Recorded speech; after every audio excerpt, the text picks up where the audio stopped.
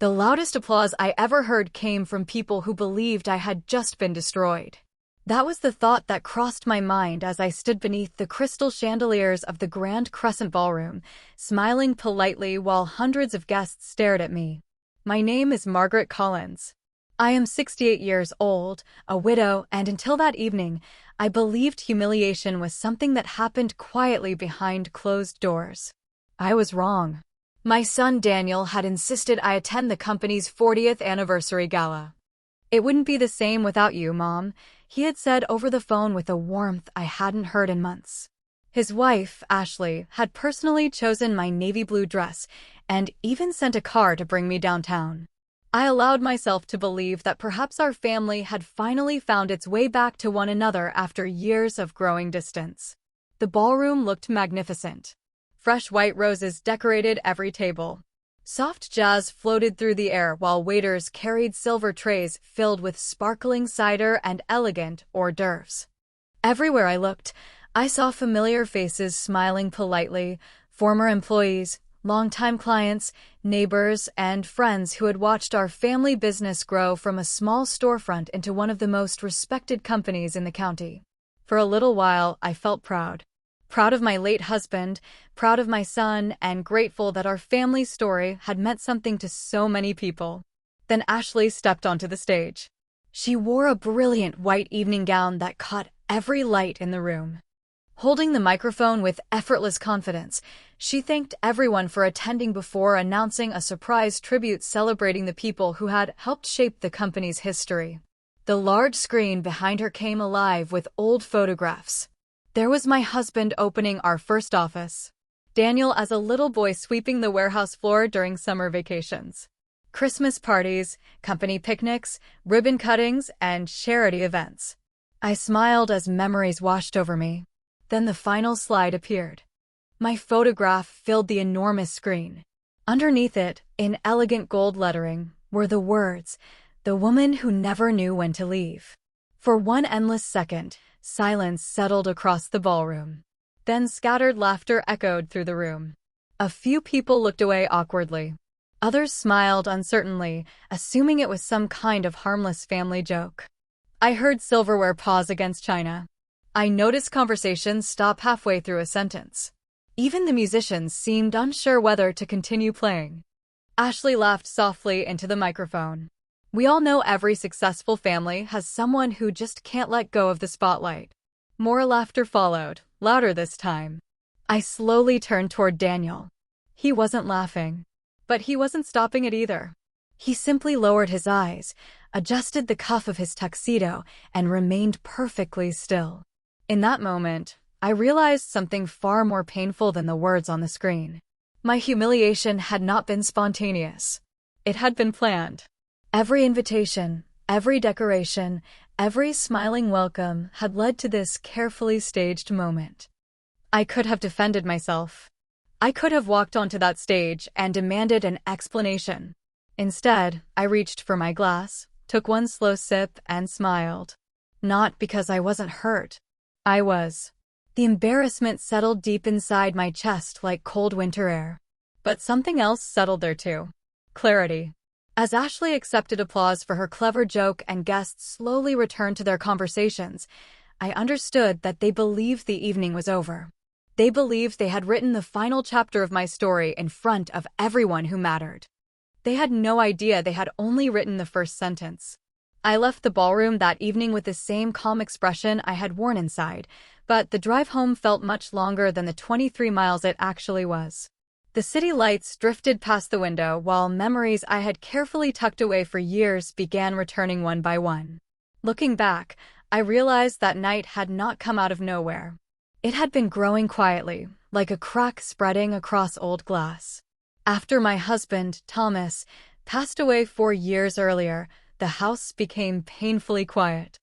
Every morning I still found myself making 2 cups of coffee before remembering there was only one person left to drink it.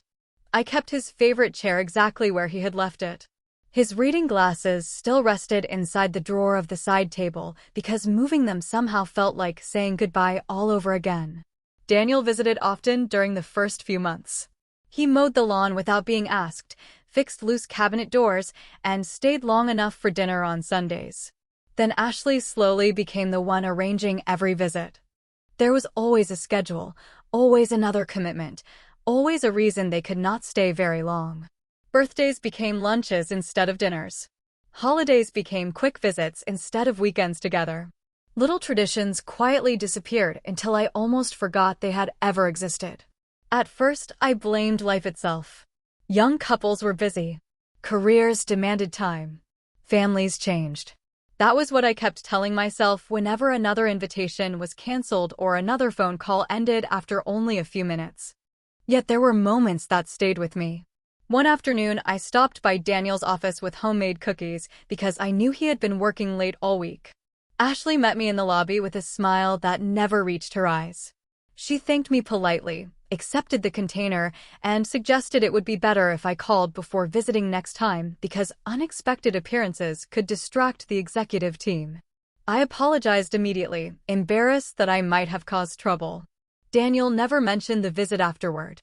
Another time, I noticed several framed family photographs had disappeared from the conference room wall during the annual employee picnic.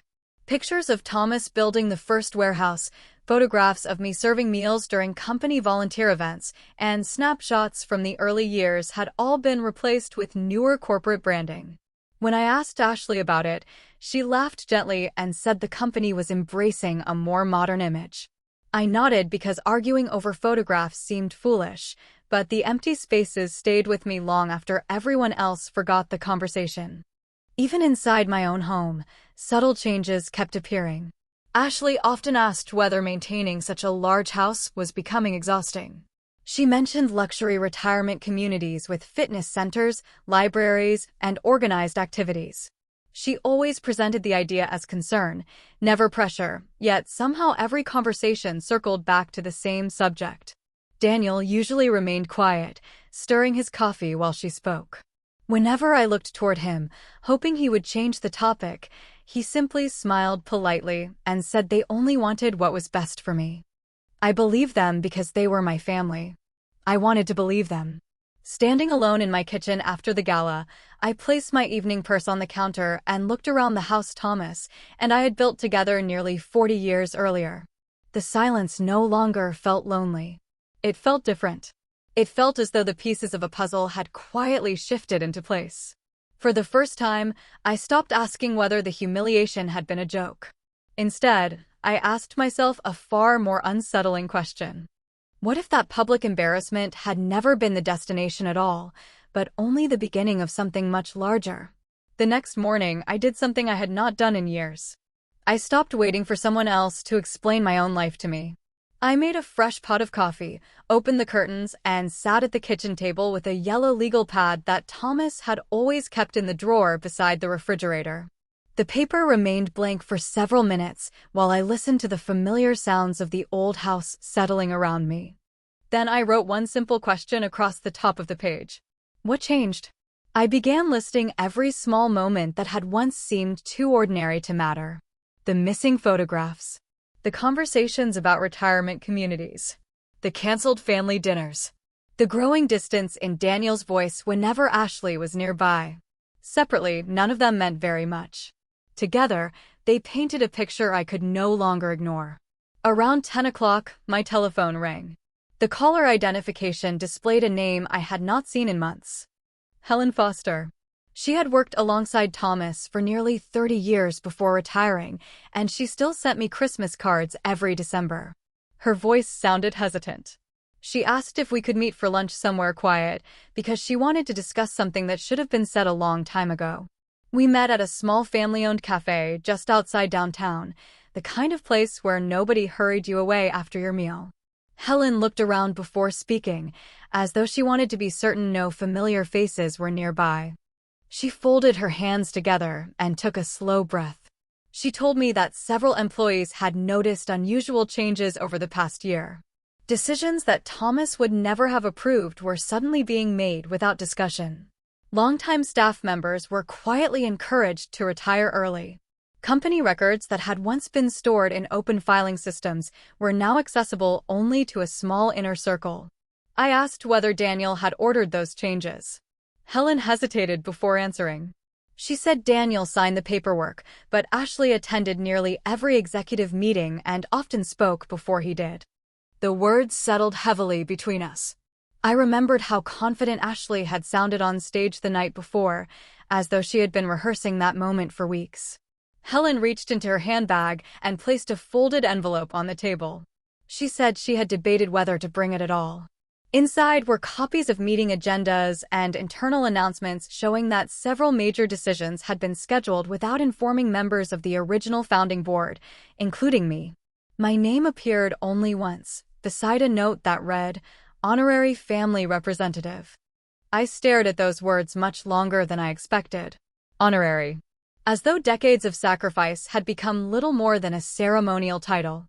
Helen gently touched my hand and told me she did not believe the public embarrassment at the gala had been spontaneous. In her opinion, it was intended to make me appear outdated and irrelevant before people whose opinions still mattered. I carefully folded the papers and placed them back inside the envelope. For the first time since Thomas passed away, I did not feel overwhelmed by sadness. I felt focused. Someone had begun rewriting the history of my family one quiet decision at a time. They simply assumed I would never notice. The following morning, I drove to the law office that Thomas had trusted for nearly 3 decades. Martin Brooks greeted me with the same steady handshake he had offered at my husband's memorial service, and somehow that simple gesture reminded me what genuine respect felt like. His office had hardly changed over the years. The oak bookshelves were still lined with thick legal volumes, and the old brass clock continued ticking with quiet precision.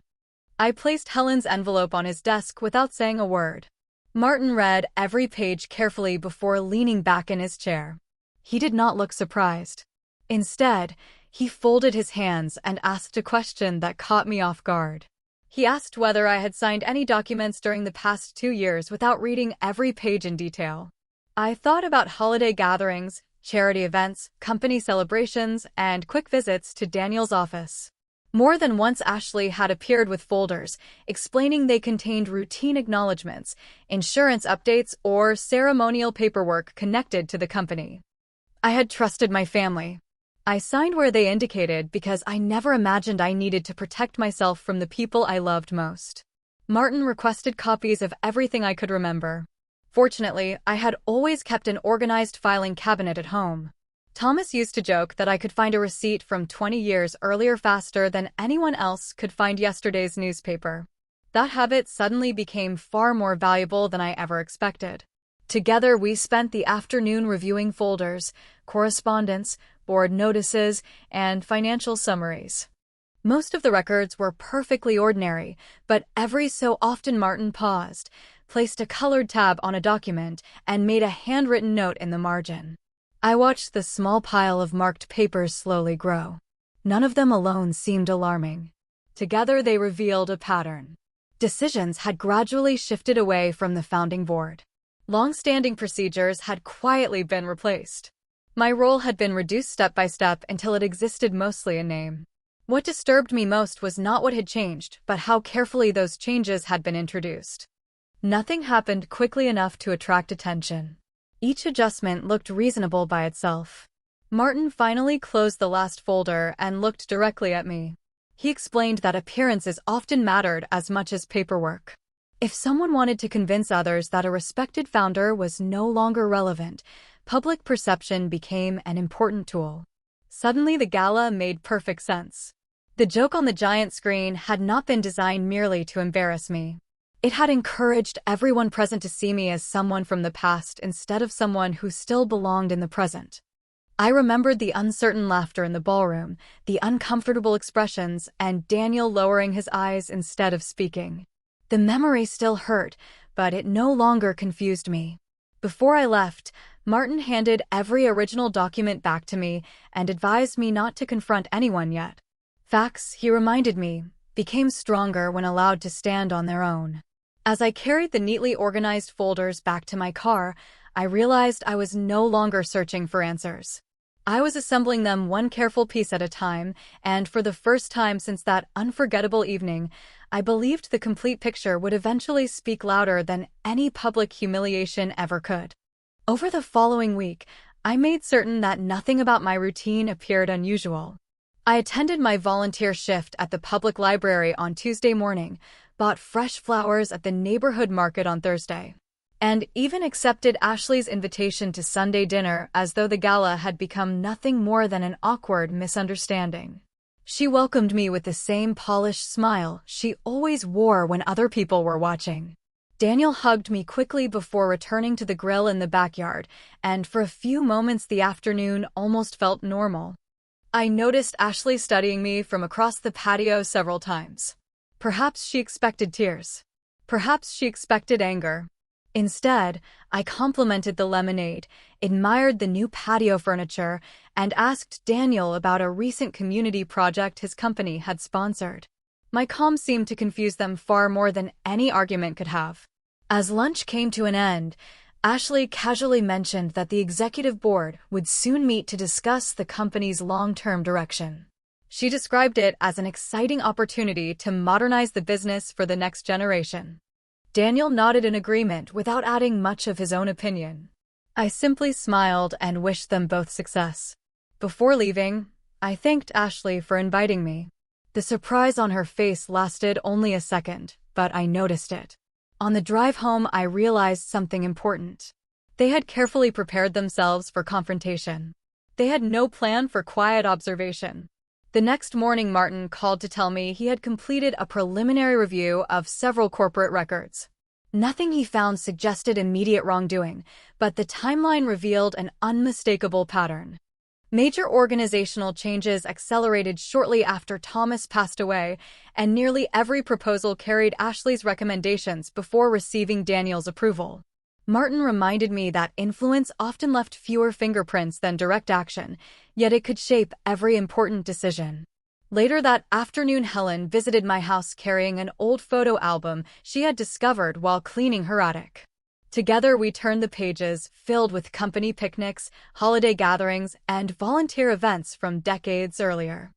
In nearly every photograph, Thomas stood beside employees rather than in front of them. He believed leadership meant building people instead of impressing them. Looking at those faded pictures strengthened something inside me.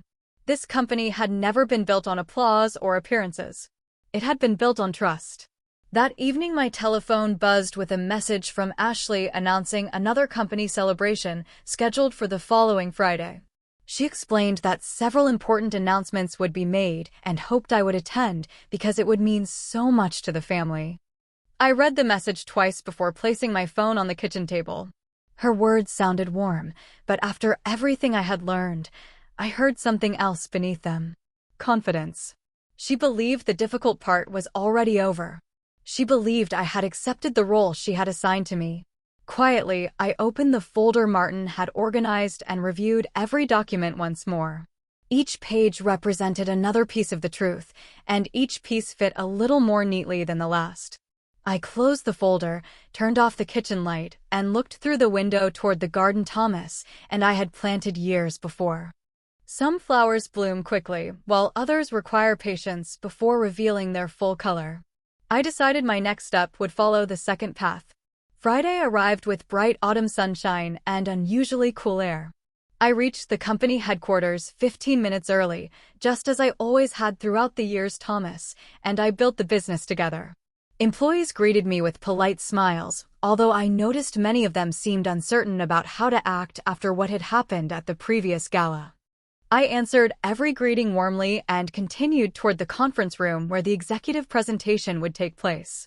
Ashley stood near the entrance welcoming board members with effortless confidence. She wore another elegant suit, carried a leather portfolio beneath her arm, and spoke with the calm assurance of someone convinced the future already belonged to her. When she saw me, she offered a pleasant smile and thanked me for attending. I returned the smile and wished her a successful meeting. For just a moment, I caught a flicker of surprise in her expression. Perhaps she had expected hesitation. Instead, I took my usual seat near the front of the room, exactly where Thomas and I had always sat during important company discussions. Daniel arrived moments later carrying several presentation folders. He looked tired. The deep lines around his eyes suggested weeks of restless nights, though he still greeted me with a quick embrace before taking his place beside Ashley. As the meeting began, Ashley delivered an impressive presentation about innovation, efficiency, and preparing the company for future generations. Charts appeared across the large screen. Financial projections received approving nods from several investors. Everything looked polished and carefully rehearsed. Then she introduced the final item on the agenda. She explained that the company needed a refreshed leadership structure, reflecting modern priorities and stronger executive independence. Her proposal included reducing several ceremonial advisory positions that no longer played an active operational role. She never mentioned my name directly, yet every person in the room understood exactly who she meant. Before anyone could respond, Martin Brooks quietly entered through the rear door carrying a slim black briefcase. He had been invited by the board's legal committee several days earlier to review governance matters, a routine procedure that attracted little attention at first. He greeted everyone courteously before taking a seat beside the corporate secretary. My heartbeat remained steady. I had spent the past week preparing myself for this moment, and, strangely, I no longer felt angry. I simply wanted the complete story to be seen. When Ashley finished speaking, the board chair thanked her and invited Martin to present his legal review before any vote could take place. Martin stood, adjusted his glasses, and opened his briefcase. He calmly explained that during his review he had discovered several governance questions requiring clarification before structural changes could legally proceed. One by one, he displayed timelines, historical records, board resolutions, and founding documents that demonstrated the original responsibilities established by Thomas and the founding board. Nothing dramatic filled the room. There were no raised voices and no accusations. Only carefully organized facts presented in chronological order. As each document appeared on the screen, I watched expressions around the table slowly change. People who had entered expecting an ordinary business meeting now leaned forward in thoughtful silence. Daniel looked from one document to another before turning toward Ashley with visible uncertainty. For the first time since the gala, confidence disappeared from her face. Nobody had interrupted her plans with anger. Instead, the truth had quietly taken its seat at the table, and everyone in the room seemed ready to listen. No one spoke for several long seconds after Martin finished presenting the final document. The conference room, which had been filled with polished speeches only moments earlier, now felt remarkably quiet. I looked around the table and recognized something I had not seen since Thomas was alive. People were no longer reacting to personalities. They were paying attention to facts. The chairman thanked Martin for his careful review and announced that any vote regarding the proposed restructuring would be postponed until every governance issue had been examined by the full board. Several directors nodded in agreement. One by one, they asked thoughtful questions about the company's original charter, the responsibilities of the founding family, and the importance of preserving transparent decision-making. Ashley remained perfectly still, her hands folded neatly on the table. The confidence she had carried into the room had faded, replaced by careful silence. Daniel looked toward me several times before finally standing. His voice was quiet when he apologized to the board for not asking more questions sooner.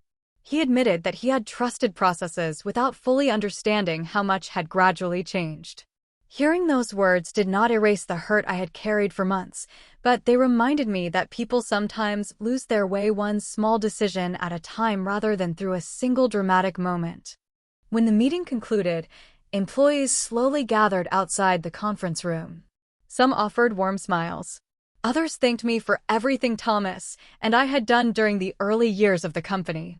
A few shared stories I had never heard before about scholarships, emergency assistance, and quiet acts of generosity that Thomas had insisted should never become public. Listening to them, I realized that our real legacy had never been measured by buildings or financial reports. It had always been measured by people. Ashley approached me near the front entrance before I left. For a moment, neither of us spoke. Finally, she said she had believed moving the company forward required leaving the past behind. I answered gently that honoring the past was not the same as living in it.